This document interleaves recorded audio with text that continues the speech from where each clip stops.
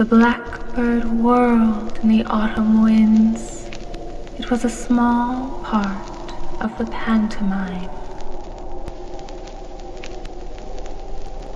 It's 1:38 a.m. Time for Octoberpod. This is Edward October. Happy Halloween, or Iha Hauna Hanagweev, as the Irish would say. On this Halloween, as on most Halloweens, we're reminded of one specific Irishman. I'm referring, of course, to Bram Stoker. Stoker's undead count casts an inky black shadow across this holiday and the whole of the horror genre. As such, Dracula has been adapted countless times and in all forms of media. And so, just as the poet Wallace Stevens famously examined a blackbird in 13 different ways, we too will examine our subject from several wildly differing points of view. This is by no means a small undertaking, so we've enlisted the talents of some bold individualists to help with the tale. And so we give you Once Upon a Time in Transylvania, inspired by the novel Dracula by Bram Stoker, and the poem 13 Ways of Looking at a Blackbird by Wallace Stevens. I know noble accents and lucid, inescapable rhythms, but I know too that the blackbird is involved in what I know. Planet Sepish by V. Castro.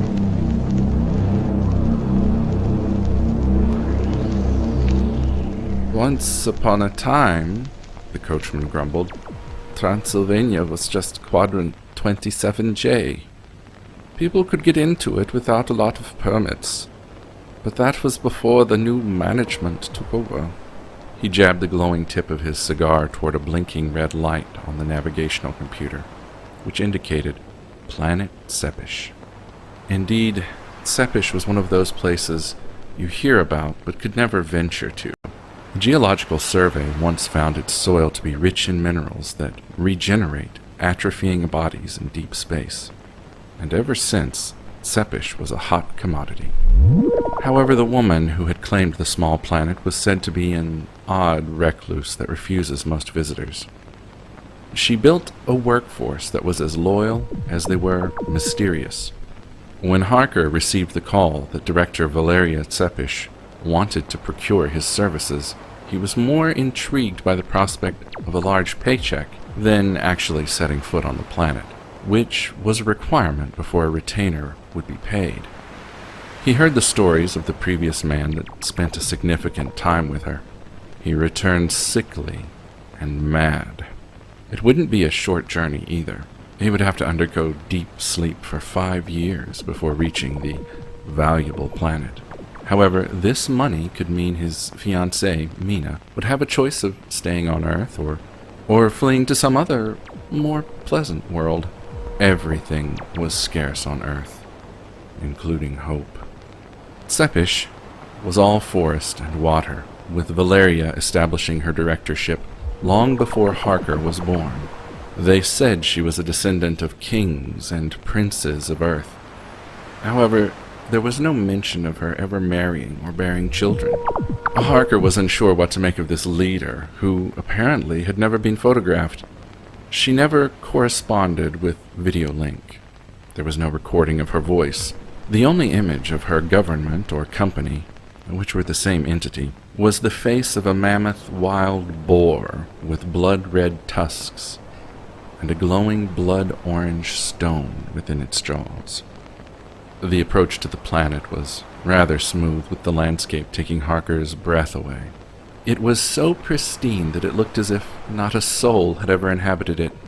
He saw no cities, no smokestacks, no nuclear cooling towers. Surely there would be refineries to mill the valuable minerals.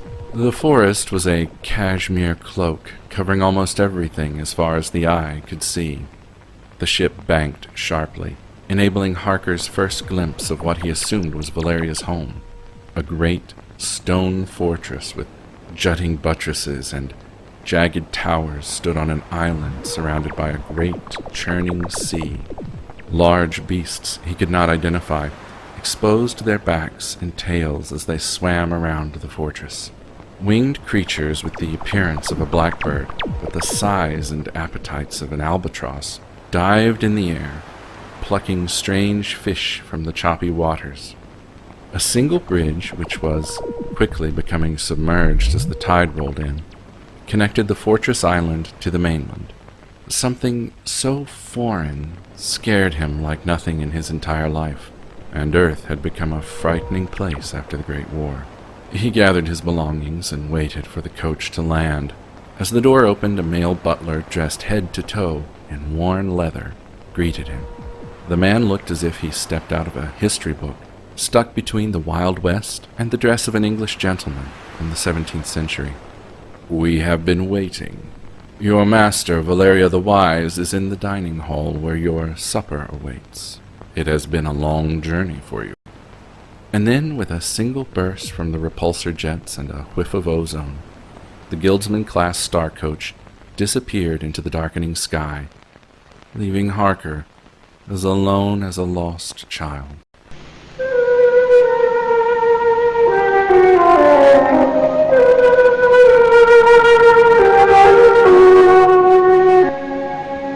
The smell of burning incense and roasting meat spiced the air. Harker dismissed a further feeling of dread as flight sickness. 5 years was a long time to be under, and he was incredibly hungry for whatever would be presented to him. The aroma became more intense with spices and smoke as he approached the hall that was one long bookcase. Books of all sizes and state of age lined the dark tunnel, lit by glowing globes on the floor. When they reached a larger room, Valeria stood at the front of the dining table that could comfortably seat 20. She wore a black velvet robe, with her loose hair virtually the same color as her garment. It was impossible to guess where her hair ended and the robe began. Her olive skin was tattooed and scarred with a design he had only seen in Earth history. Both ears were pierced with heavy turquoise rods, and a turquoise ring dangled from her septum. Harker was as frightened as he was curious. How could this woman be much older than he from the stories, yet look the same age? She handed him a glass pipe with painted boars on the side. "Smoke this," she said. He looked at it skeptically, forgetting his manners. "What is it?" "It will help with the aches of long sleep. Have you done no research on your client?" This must be it. It was the very thing that made this planet a jewel everyone wanted to claim, but no one dared to enter. Those that did never returned, or returned different. The only thing that prevented anyone taking the planet from Valeria by force was what might happen to the precious mineral in the fight. And Valeria made it very clear she would fight to the death. Satellites orbited the planet, armed with technology that only the wealthiest of Earth nations could begin to afford. She owned the patent and the company that created such technology. As long as she kept the supply of space route available, most people were content to leave her alone. She asked nothing of anyone, and when she did, she paid handsomely for discretion. Harker took the pipe from her hand and inhaled deeply. She gave him a wide smile. The effects were immediate. His body relaxed. The dead fish, sour sensation in his stomach all but vanished. He felt like he could run for miles. His appetite was now voracious. Roasted meat was brought upon a hot stone that was greasy and spiced with oil. It was generously heaped on a flat bread garnished with herbs and green pickled vegetables he'd never tasted before. It certainly beat the processed, sterilized stuff he had to eat on Earth. Between the meal and the pipe, he almost forgot Earth, or that his fiancée even existed.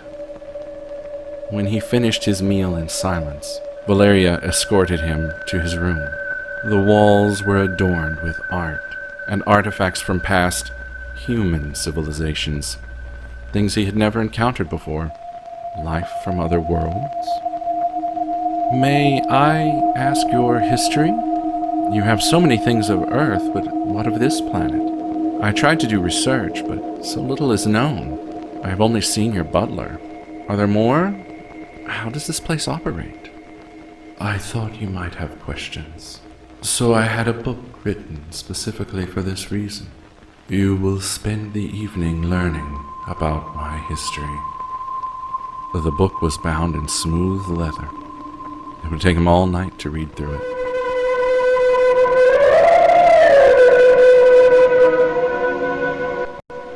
Her story began in the Amazon. Valeria was once a woman of the forest until she was brought to the old world to show the kings and queens what new people had been found with their investment in ships. This was a time when the world was still thought to be flat. She was a slave to the Spanish royalty until she met a prince. He looked as though he wanted to be there as much as she did. They spent the entire evening watching each other from afar, their attraction undeniable every time their eyes met. In the middle of the night, he came to her room. He escorted her to his coaches that would take her to his homeland, which was for a long time known as Romania, but is now a territory owned by the rival Ursa Prime Corporation. It was there that she shared his bed and secrets. They would have lived in bliss if not for extremists wanting to destroy what they didn't understand. He sacrificed himself so that she could live. For centuries, she lived in hiding, growing her wealth in secret, surviving every war and sorrow until technology allowed her an escape. It was only by chance she found this planet. There was nothing here but the creatures of the sea and forest. Alone, she lived for 20 years, surviving on animals, taming the mammoth boars. It was these mighty beasts that dug in the dirt with their fierce tusks and overgrown snouts, finding the treasure of space. But it was another creature that showed her how to use it. That is when she decided to create a new world for the people barely surviving the old world of Earth. When the last of the people of the Amazon were rounded up to make room for farming to feed the masses, Valeria offered the people living in squalid camps a choice. Come with her to a new world, or live off whatever scraps they were given until they died. The space route, as it is now called, worked miracles on the humans that she transported from Earth to this new planet. She decided to make a new investment in this space route. Her dividends and technology were nothing compared to what space route provided.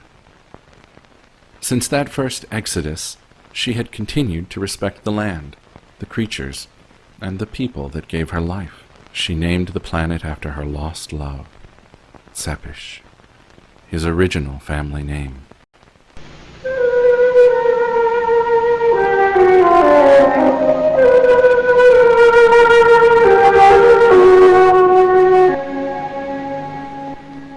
Harker couldn't sleep after this story. He wanted more of whatever was in that pipe that Valeria had given him, but didn't offer more of. Perhaps the pipe was still on the table. Just a small taste was all he needed to get through the night, to continue to dream of the waves crashing against the cliffside.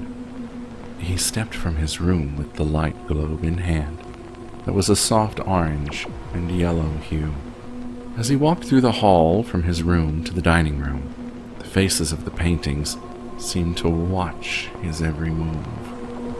The orange shadow contorted their visages into beasts reserved for nightmares. He rushed past until he found his way to the dining room. Then he heard what he thought was birdsong from an open window. Surely he was mistaken, as it was impossible with the volatile sea and rocks surrounding the forest. The song was exotic, evocative of longing and passion. He thought of the last night he spent with his fiancée and the softness of her nude body against his. The song was now coming through the hall of books. He dashed to follow it. Each step illuminated another light glow. He pressed the sliding door to see if it would yield to his touch. The song was louder. To his right, a small passageway cut through and led to a spiral stone staircase. His ears were flooded with the sounds of moans and giggles. Steam rose up from the bottom steps to meet him. The spiral staircase was a tight circle that made him feel dizzy the further he descended.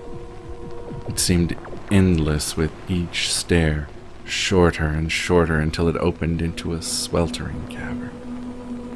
The women lounged on the rocks next to a bubbling natural spring. Steam and their hair, the color of light through a prism, covered what Harker's imagination couldn't see.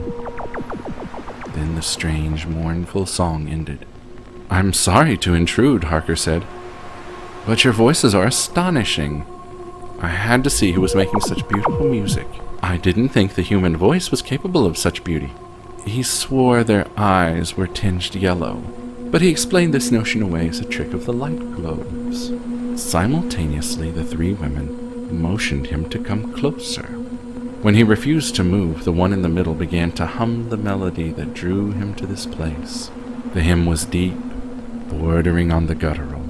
Before he knew it, one foot was stepping in front of another until he stood at the edge of the rocks. He was so intently watching the woman hum her song, he didn't notice the other two at his feet with their hands extended towards him. He allowed himself to be pulled closer to them. Another hand offered him a pipe. It was what he craved so voraciously now. He took a long drag off the burning shards and released smoke into the steamy air. The three women giggled, and he felt them coiling their legs around him. Harker had assumed these women were naked, but when he felt feathers and sequins, he wondered what type of garments lay hidden beneath the blanket of steam. The woman in the center yelped as her jaw unhinged. Her sisters cooed and drew themselves up from the steam. They were all iridescent scales and feathers beneath their waist. Their coiling legs were not legs at all. They were the tails of some great species of plumed serpent. From the unhinged jaw, dripping with some slippery fluid, there now jutted a long beak perfectly evolved, or engineered, for the task of extracting blood from live prey. A single teardrop trickled from her eye. The other two weird women held Harker's wrists in their talon-like hands. The eyes of their beaked sister now rolled back to reveal the eyes of a serpent. Lifeless, hungry. Harker tried to pull away, but with each tug, the feathered serpent tails coiled tighter, tight enough to crunch bone. Wings, great black feathered wings, deathbird wings, sprouted from her back and folded over him in an embrace. Before the end, Jonathan Harker felt his flesh punctured, the gouts of hot blood leaving his body, and eddies of impossibly colored hair tangling around his limbs.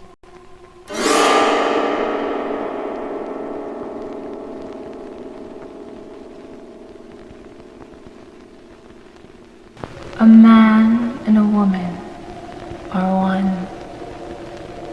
A man and a woman and a blackbird are one. Claimed by the Sea. Written by Amy Koto.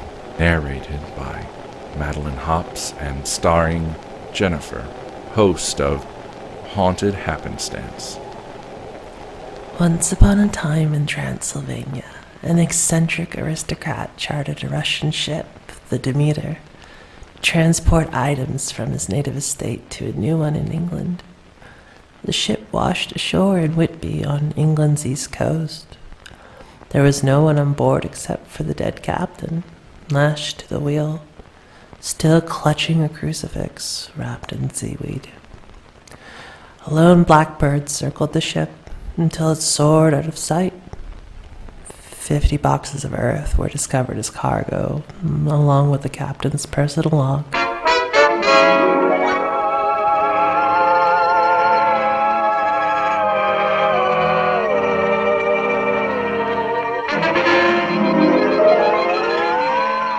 July 6th, 1837. Dear brother, I'm keeping this log primarily for your benefit, though it is uncertain whether it will ever arrive in your possession. I know that you must be very angry with me, but there was no other way. I've longed to see the world and to discover my destiny. Father would have never allowed me to leave home, and I was desperate to escape. I'm so sorry for stealing your clothes and taking your place on the ship, but you refused to let me come with you. The men on the ship think that I'm a little young to be a captain, but they do not suspect that I'm a woman. It's a simple deception. I try to speak like father, or not at all. Women are a bad omen at sea, or so I'm told. I wouldn't want to excite the crew's superstitions or passions. All is calm on board, and the men mostly keep to themselves and their work. Our one passenger, however, is different from the rest.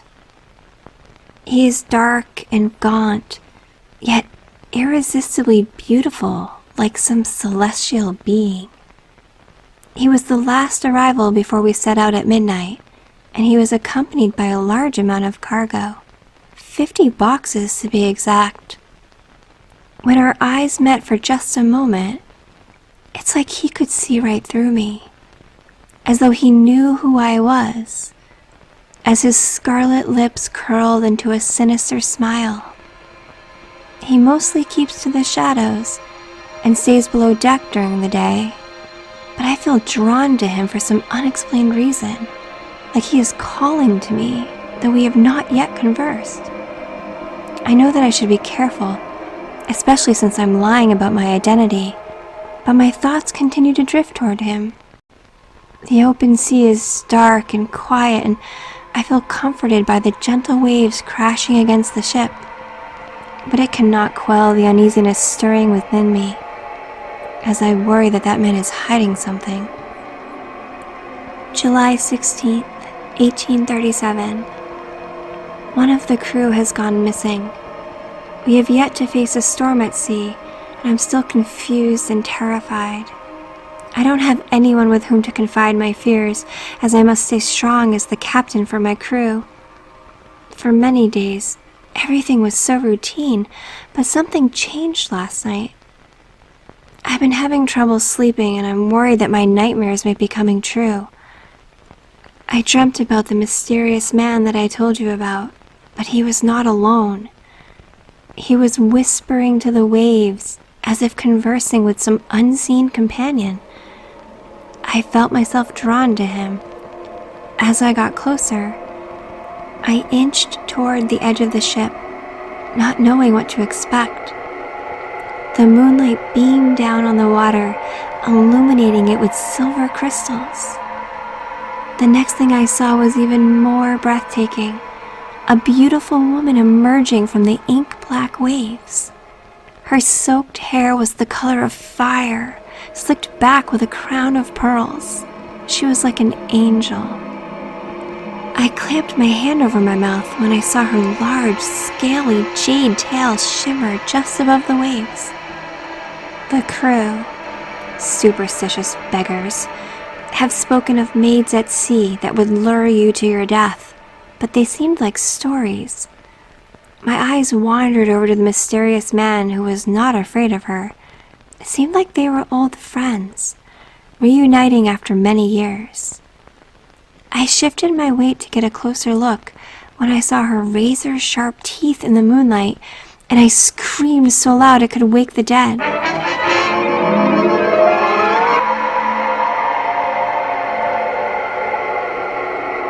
Then I woke up in the cargo hold next to those boxes of earth, drenched in cold sweat as if from a fever.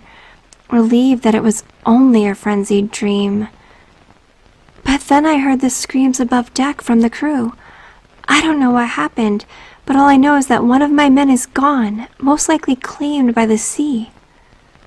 Our mysterious passenger had not come above deck, but I did see a blackbird circling the ship, cawing ominously. The crew is now anxious and afraid, and I can't really blame them, but I don't have any answers. All I can tell them is that we have to keep going. But what if my dream was real? I know that I sound mad, but it was so vivid and convincing. Dangerous threats circle about me, surrounding me with evil. I miss you, brother. July 17th, 1837. I saw our dark passenger again. He walked on deck with deliberate steps, but yet he almost seemed like he was floating in midair. I followed him, and he turned around and looked at me with such intensity that I felt paralyzed, my body completely motionless. I asked for his name. He didn't speak, but the night wind seemed to whisper it to me.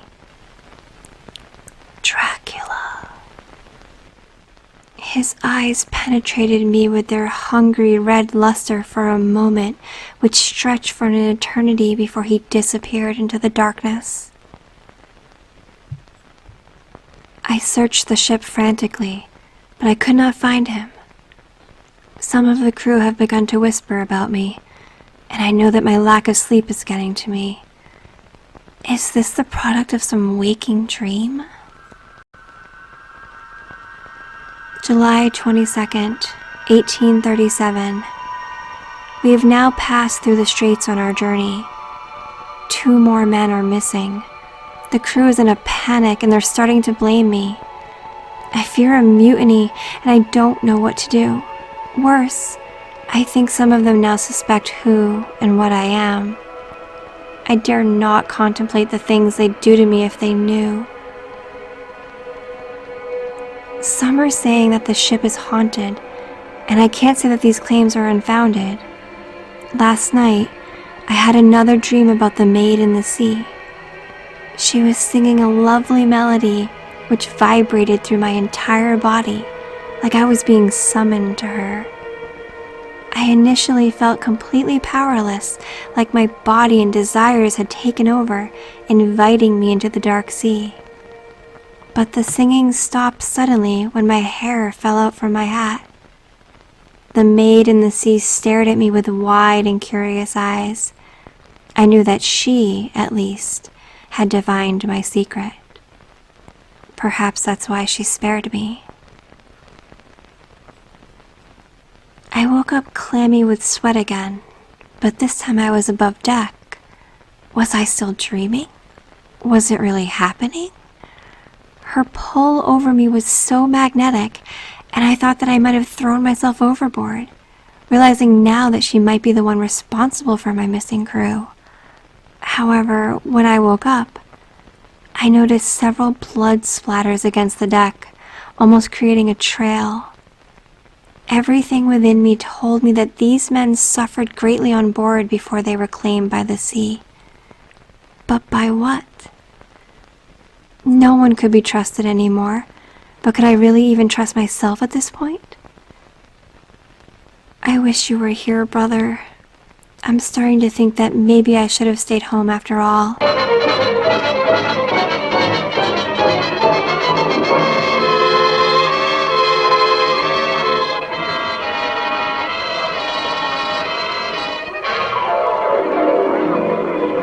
This may be my last log entry, brother. If it is, know that I love you and Father despite this folly. I should have listened to you. There are only 5 of us left, and I fear I may die next. Everyone is defeated, and most have retreated into prayer. Dracula has kept out of sight and silent. I wonder if he even exists, or if I just created him in my mind. The rain has been heavy today, almost foreshadowing what is to come. If I die at sea, will my soul be destined to roam it for eternity, sinking slowly to the bottom? I don't want to be forgotten. If you ever receive this log, please tell Father that I love him and that I am so very sorry for running away. I'll try to be brave for my family, to die with honor, but I am so scared. August 2nd, 1837. There are only 3 of us left now. May God be merciful. August 3rd, 1837. I'm faced with an impossible choice. I fear that I may already be dead, as this seems so impossible. All I have are my words to you, and I hope that someday you discover this log so that you can warn others about what happened here. Maybe you can stop it, or maybe it was meant to be, but I can't bear you going on without knowing what happened to me. What happened to me?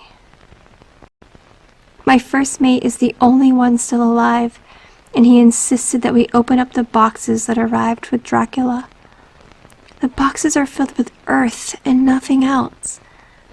My first mate was so outraged, expecting to find some kind of solution for us, but nothing could prepare us for what happened next.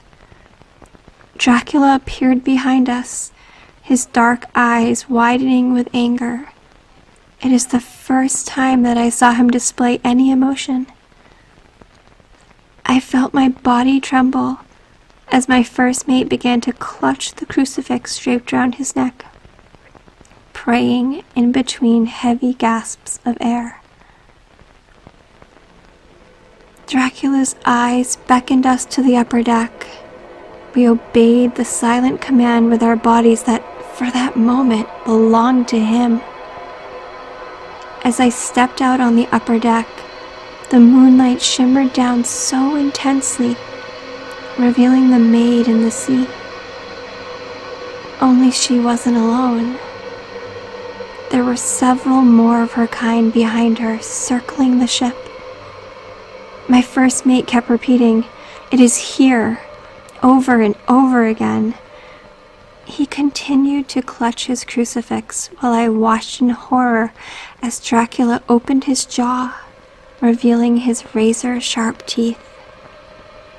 He sunk his teeth deep into my first mate's neck, his blood gushing out to be consumed by Dracula, emptying the man of his very essence. Dracula slowly wiped his mouth, blood smearing across his cheek, and I closed my eyes, knowing the end was near. Between 2 beats of my racing heart, Dracula was upon me, only inches away. He stripped off my captain's hat, and my long dark hair spilled in front of my face. He smiled at me as he placed the hat on my first mate's head, propping his corpse up and lashing it to the wheel of the ship. Wordlessly, in the language of dreams, Dracula told me that he made a deal with the maid at sea. Her mermaids were ready to claim the ship for their own, but Dracula needed the ship to arrive at Whitby. I'm not sure why, but it was clearly important for him for his own survival. Dracula promised the mermaids that he would consume the crew members one by one, but that he would not drain them completely, offering them up as sacrifices to the sea for safe passage. Dracula could not afford anyone to show up alive because he needed his journey to remain a secret. I promised him my silence, but he didn't believe me. Dracula had seen through my deception, had seen me as a woman from our first meeting. He offered me a choice. I could die now at his hand, or I could be turned over to the mermaids. He explained that they would only consume the hearts of men, and that I would be spared to become one of them, my eternal soul given up to the sea. I don't know why he offered me this choice. Perhaps it was pity. Or perhaps it was a courtesy extended from one liar to another. The choice is still before me, even as I write this. I have until midnight to decide my fate. I've always been searching for something more, and that's why I went on this journey. But I fear what comes next. I know that you will always be with me, brother, and I hope that you understand that my decision will not be made lightly. Take care of yourself always, and stay away from the sea. I know that there will be many questions if the ship is ever discovered, and I hope that these letters reach you somehow. I will love you always, and I pray that I am making the right decision.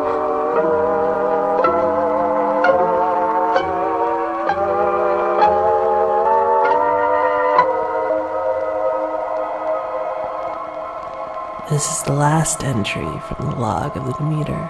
The ship watched ashore in Whitby on August 8th, 1837.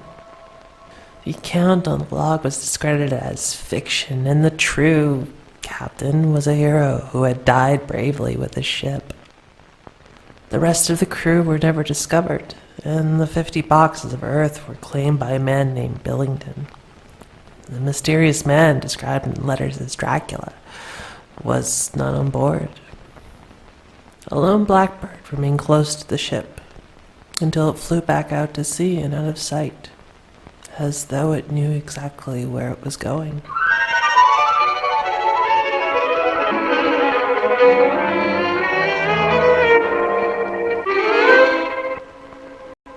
I do not know which to prefer, the beauty of inflections or the beauty of innuendos, the blackbird whistling or just after. The Bloofer Lady, written by John Iger, narrated by Jen, co-host of our True Crime Podcast.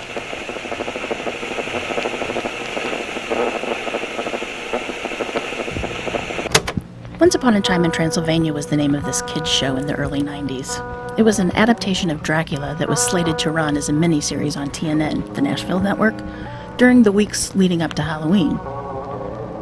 This project came about during a time when TNN was looking to shake up its programming and image, but though for the life of me, I don't see how they were planning on shoving this thing into a schedule full of shit like Nashville Now, Grand Ole Opry Live, and Bill Dance Outdoors. But I digress.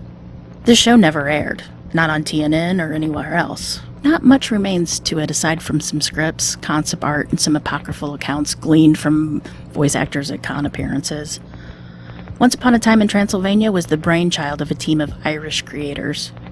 They shopped it all over Europe before improbably finding a would-be home for it on this country music cable network in the US. The concept was pretty basic. Retell Dracula for kids using anthropomorphic animals for each of the characters, kind of like the Disney Robin Hood cartoon, but according to the people in the know, it wasn't as kid-friendly as the description may sound. The art was primarily black and white with splashes of color here and there, mostly red. The style was very minimal and almost reminiscent of an Edward Gorey cartoon. Now, if I were developing a kiddie version of Dracula, I'd go the Disney route. Use animals like dogs, cats, foxes, wolves, and bears. You know, cuddly animals. Not in this case with this cartoon. They used birds for every character. Or rather, they were bird heads on primarily human bodies. Van Helsing was an owl. Dr. Seward was a gull. Jonathan and Mina Harker were mallards. Lucy a white dove. Dracula was depicted as a sinister blackbird. My roommate in college, a girl named Trish, was a film and video production major, but she spent a lot of her time researching lost films and obscure animation. She even claimed to have tracked down half of a damaged reel from Edison's Life Without Soul. Anyway, during our spring semester, her last before flunking out, Trish became obsessed with a message board dedicated to tracking down Once Upon a Time in Transylvania. And this was way back in the day, before Reddit even existed. There was one week when I thought Trish was cramming for a big exam or a writing project. No. She was combing through message boards and transcripts of con appearances. She was trying to track down any information she could about this cartoon. I came home from an early class and I found her on the couch. Well, we shared an apartment off campus, not a dorm room. And she was staring off into space. She was still wearing the clothes from the day before. Not unusual, and the air was really stanky. It was as though she smoked a week's worth of weed in a single session. But what was really strange was that the TV and her PC were all turned off. She told me that she just watched The Bloofer Lady. Well, this was the title of the 3rd episode in this cartoon series. And I said, cool. And I told her, show it to me. I want to see it too. Can't, she said, and explained that the file became corrupt and unplayable after she finished viewing it. She didn't even want to download it again for fear it might contain some weird malware. Said she pulled it from some FTP server of ill repute. Regardless, Trish wasn't so unsettled that she didn't feel like summarizing what she'd seen.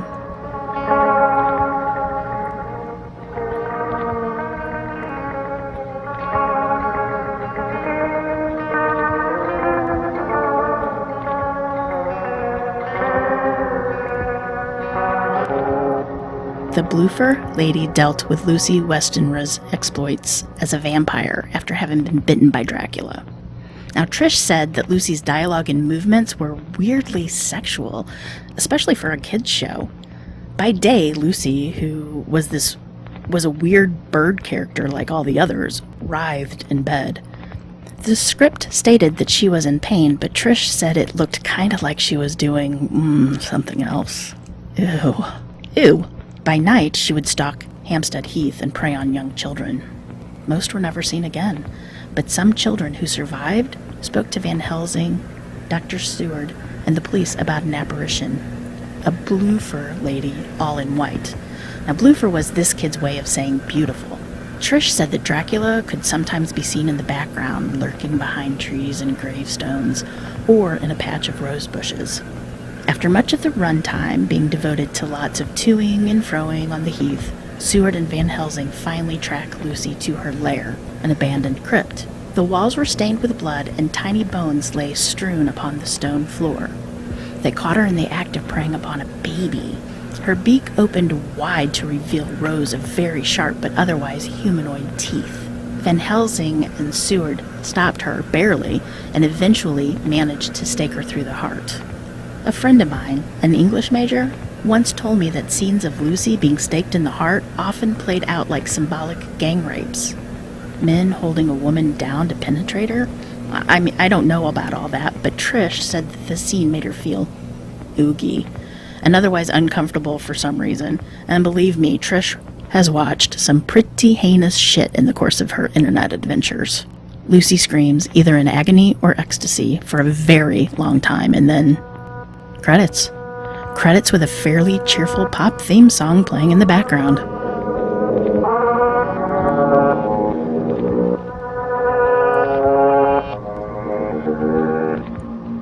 Trish seemed to be in a haze for weeks after that. She stopped getting out of bed, skipped lots of classes. She flunked out that semester and ended up transferring to a less expensive school closer to home. I spoke to her once, over ICQ the following fall. She seemed distant, aloof, the same way she had before she flunked out, only somehow worse. She died a month later. She'd overdosed on pain meds left over from a recent dental surgery. Impacted wisdom tooth, I think. I'm told she left a note behind. The paper was covered in doodles of blackbirds and doves.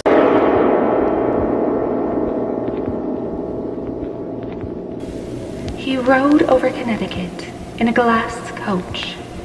Once a fear pierced him in that he mistook the shadow of his equipage for blackbirds. Blackbirds, written by Bret Norwood.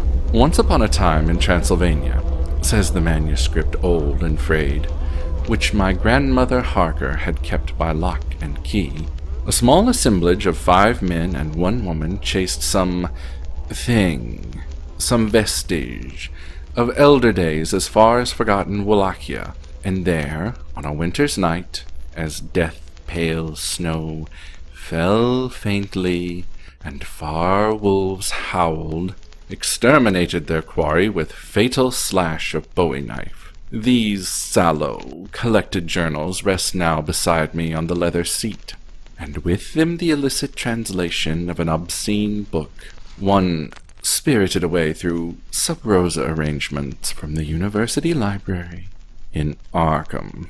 This cross-consultation sheds light onto that which a man, one mortal and miserable, might rather remain blind. It is November now. Snow as deadly as, I'm sure, on that faded yesterday, as I ride over Connecticut from New Haven toward Place, in this Bantam Model 60 Coupe. The driver, Zagny, and I have not spoken in some hours.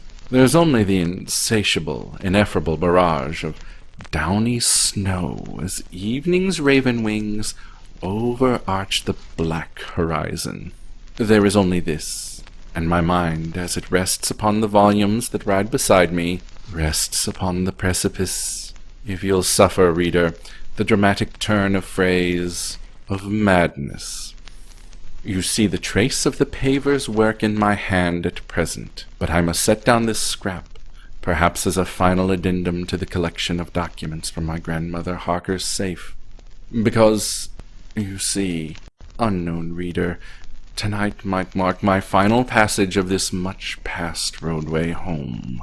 This retreat, one cannot help but draw parallels to the Romanians' final retreat in this manuscript, is what one gets for crossing certain interests on the other side of the aisle.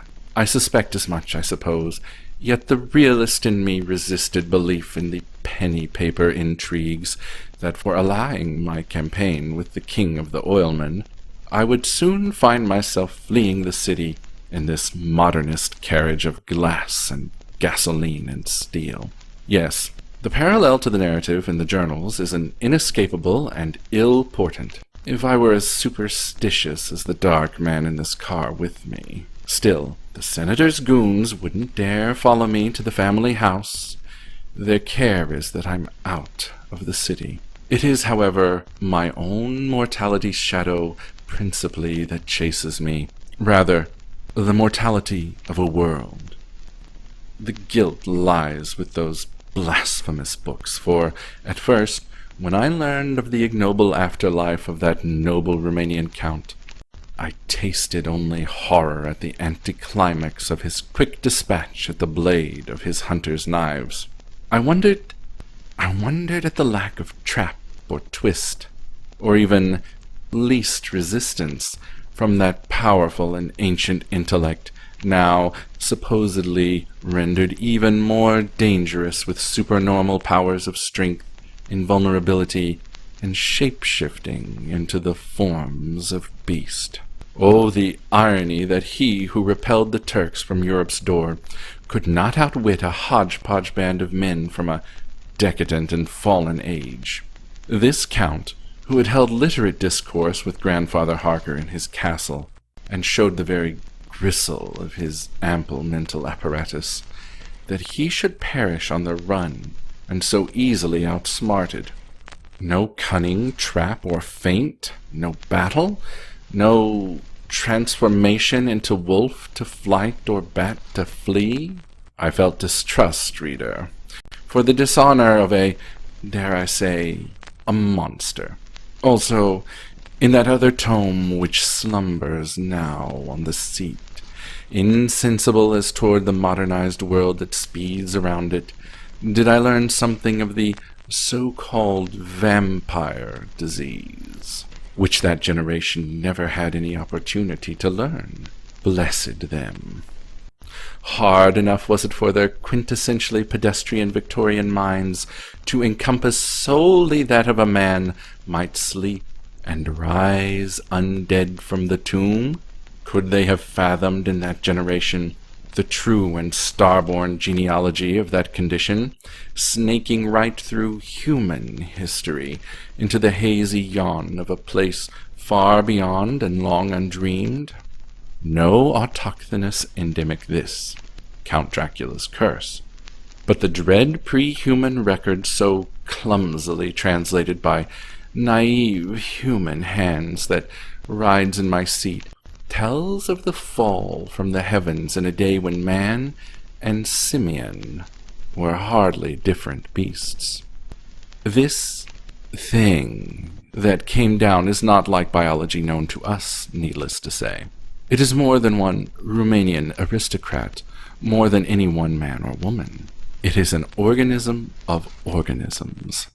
The things most alike to it known in our science are an aspen grove, a colony of ants, a flock of blackbirds in migration when, in moments of remarkable aerial display, the whole flock seems to swoop and dance like a single organism, almost preternaturally.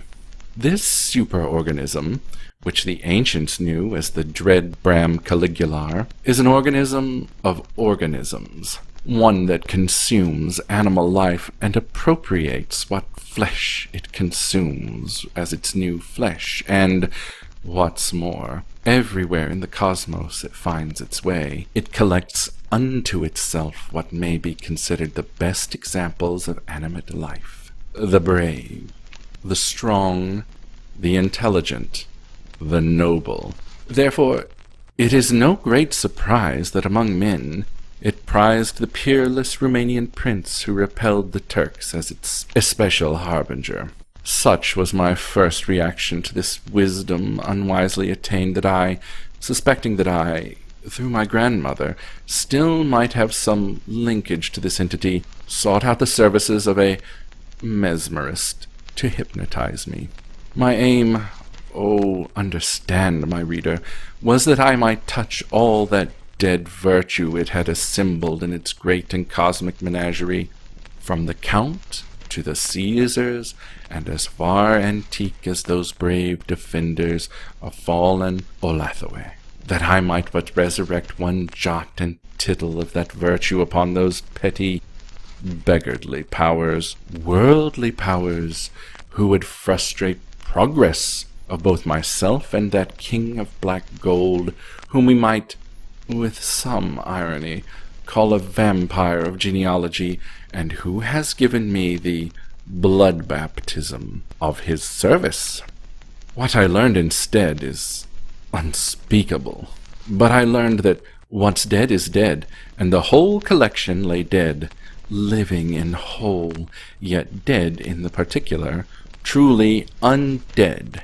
I know that I saw it, and I know that the eye with which I saw it was also the eye with which it saw me, and now that I know truly what it means to be undead, my God, the flesh is senseless, and the likeness but a shadow.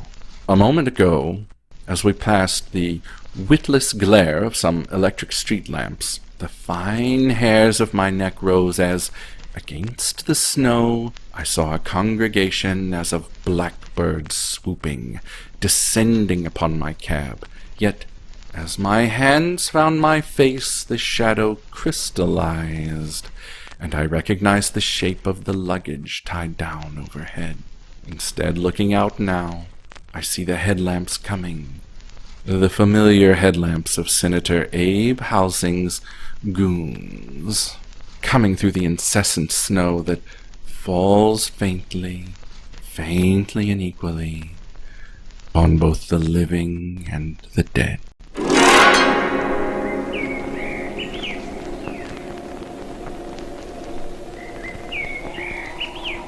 One. Among 20 snowy mountains, the only moving thing was the eye of the blackbird. 2. I was of 3 minds, like a tree in which there are 3 blackbirds. 3. The blackbird whirled in the autumn winds. It was a small part of the pantomime. 4. A man and a woman are one. A man and a woman and a blackbird are one. 5. I do not know which to prefer, the beauty of inflections or the beauty of innuendos, the blackbird whistling or just after. 6.